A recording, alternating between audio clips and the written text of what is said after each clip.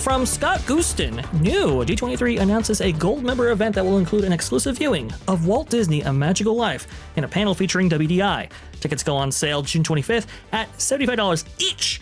The event will be held July 18th at Disneyland. Yes, this is the exclusive event for D23 Gold members for the Walt Disney Audio Animatronic coming to Disneyland. Now, there's some key elements that I want to point out. For one, $75 each. Now, you might be thinking, well, that includes access to the park as well. It does not.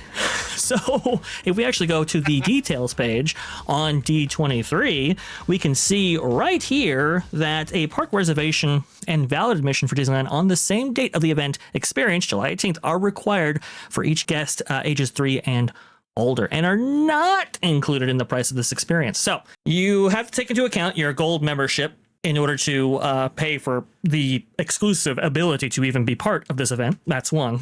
Two, you have to get a $75 ticket for this event, and good luck securing that. That's two. And then three, well, you have to have admission into Disneyland. Now, again, gold members, you probably maybe have a magic key, but if you don't, well, the price to get into Disneyland on this day is about $196. So this becomes very quickly a $300 expedition if you actually want to see Walt Disney, and not previewed before everybody else gets to see him. Oh, no. That's July 18th.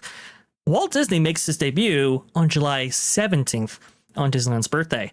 Guys, would you be so inclined if you were D23 Gold members, which I don't know, maybe there are Gold members on this panel, would you be so inclined to take part in this exclusive event?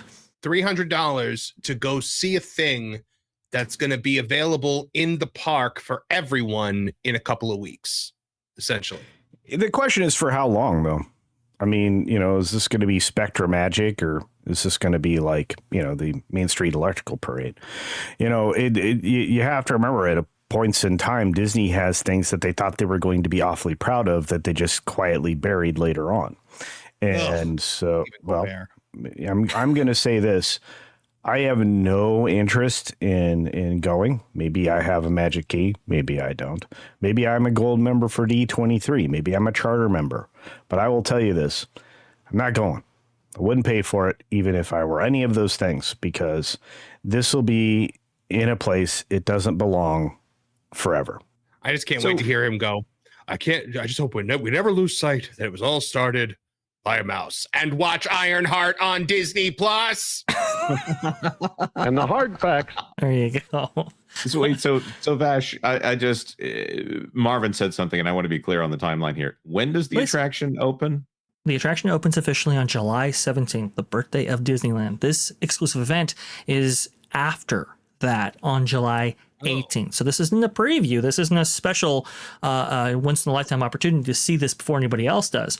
No. You're going to be seeing it after everyone does. And the timing is a little bit suspicious because, well, I'm guessing they are working right up to the moment that this thing opens. Is it going to be like a special show? Is he going to say something different? We're going to get like a behind the scenes, like are they going to peel back the flesh face and show you the Terminator face underneath? Like what?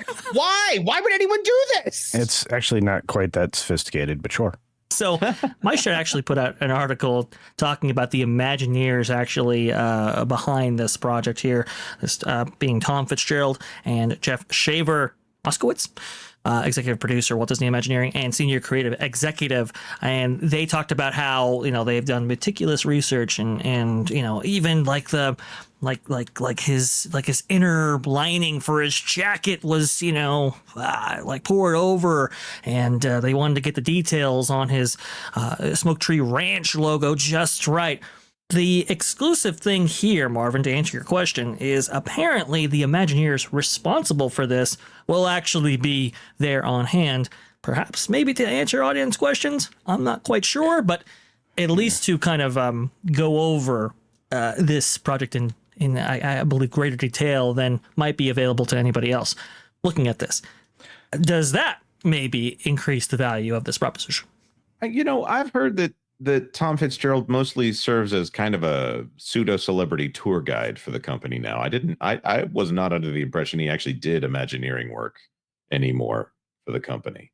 Is that He does a couple of things. I believe his last big project might have been Cosmic Rewind, if I'm not mistaken. I think he helped with that with Scott Drake and so forth. Bring that. Well, this project also is not the destruction of a Tony Baxter project, so it might actually be something that he puts care into. So well, let's you speak maybe too soon, Jonas, because the version or the iteration of Great Moments Mr. Lincoln that played in this same space was actually one of Tony Baxter's last projects for the company. There you go. And yes, and both of them, both the Walt Disney Animatronic Show and Lincoln will be affected by this redo here. Go ahead, Coulter. I could not hate this more. I mean, I'm watching the value of the parks, fall apart in real time. And we've been commenting on that for a long time. And this, as somebody in the chat said, is probably one of the most disrespectful things I've ever seen. And as Jonas has said in the past, they're going to be able to utilize this thing to say stuff that Walt never said. And that's a little bit disgusting as well. And the other thing is, will this animatronic be plagued the same way everything in what used to be a good attraction, Splash Mountain, is? You have to ask yourself that question. I'm starting to realize that maybe the whole purpose is to destroy the last profitable center of the company in the theme parks by carefully destroying the things that were directly tied to Walt and were tied to any form of nostalgia. I'm telling you, I've been saying it for probably a year now. Liberty Square is next. It's happening. It's going to happen. It's going to become Haunted Square, and it's going to become a Haunted Mansion themed land. I guarantee, I would put money down that within the next 5 years this happens. This is a great thing for you to bring up, Marvin, because tomorrow Extra Magic Hours is doing a special episode. We're going to play it a little looser. We might pick up a couple of stories that we didn't get to today. But the show is going to be focused on the cancellation of Walt Disney Parks, essentially going through what do you think is going to get the axe next. We're going to be, it's not going to be as structured of a show. We're going to have a good time with it as we poke fun at, we try to decide the tier rankings for who is most likely to get the axe next. So, I got to be in on that. I'm very excited about that. Yep. And it's going to be a great show. It's going to be tomorrow at, I believe, 11 a.m. Eastern, I think is a good time for us. So definitely check it out. I'll say this. I think there are a multitude of problems with this, not including the fact that, the family, or at least those closest to Walt, never wanted Walt to be incorporated in Disneyland in this way. Walt himself never wanted to be incorporated in any way. He was actually against the Partners statue or statues like that, not specifically the Partners statue, because that came much later after he passed away, but the representations of himself like that in the parks.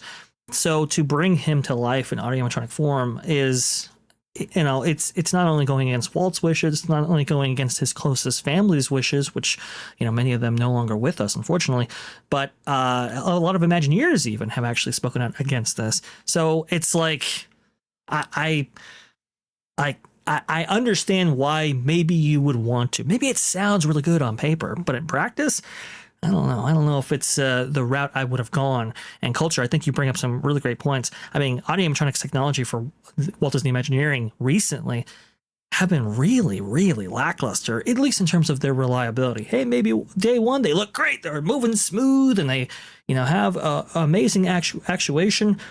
And from what we're hearing, this is going to be the most advanced animatronic that they've ever done. So, hopefully that's good. Well, yeah, but at the same time, so was the dumb stuff in the splash replacement. The exactly Bayou bologna sausage. See, that's the thing. So if we're looking at reliability, if we're looking at this coming to life in a way that honors Walt. I mean, look, what you're seeing right on screen right here is the AI version of Walt that they actually debuted, I believe, in Philadelphia for the Traveling Roadshow for the company's 100th anniversary. And even in this version of Walt Disney that they created, they didn't get the details right, and it came off as creepy to a lot of people who viewed this video online. So I look at something like this, and I'm like, I just don't know what you're doing. They don't know what the f- they're doing. Do you understand that?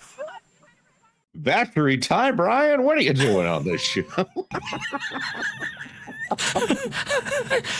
I had to. I just so appropriate. And well, we're gonna be playing that clip. I think Appropriate may not be the word that I would use, but yeah.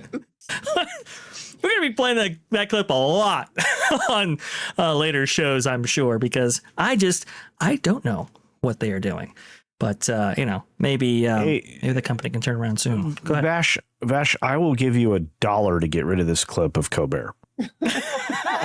I will throw in an additional 25 cents. They hate the clip so much. I hate it because they didn't get it right. They're confusing holding a cigarette in two hands with a more common mannerism in effeminate men. And it's really not what this is why it's unsettling, is because they don't understand that it was a masculine thing, the reason he held his hands that way, and his wrists weren't limp when he was doing it. Well, I mean, that could just be a Colbert mannerism. Could be. Could be. Thanks for watching That Park Plays News. For more information, consider checking out www.thatparkplace.com. And don't forget to subscribe, share, like, and send this out on your favorite social media accounts.